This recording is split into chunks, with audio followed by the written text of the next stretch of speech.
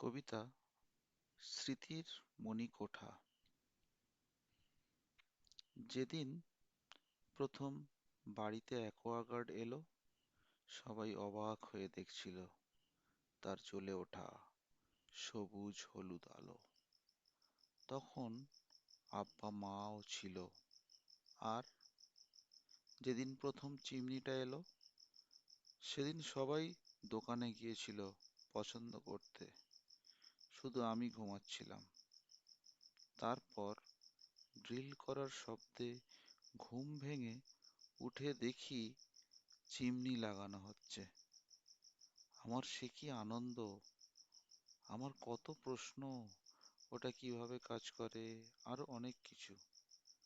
এখন আব্বা মা কেউ নেই, তারা চলে গেছে বহির্বিশ্বে, কিন্তু তাদের ছোঁয়া এখনো লেগে আছে এখানে ওখানে, লেগে আছে আমার প্রাণে। তাদের জন্য মনটা ভীষণ টানে। মনে হয় আবার একবার দেখা হোক, আনন্দে মেতে উঠবো, ভুলে সব শোক। রান্নাঘর সাজানো ছিল আমার একটা বিশেষ ঝোঁক, এখন আর নেই। তাই খবরের কাগজ লাগিয়েছি সেই চিমনিতে।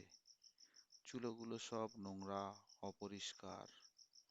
জানো মা, আমার দ্বারা এসব পরিচ্ছন্নতা হবে না। আমি সেই একই রকম।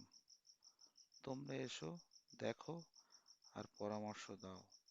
স্বপ্নে কিভাবে আমি আরো পরিচ্ছন্ন হব, সভ্য হব।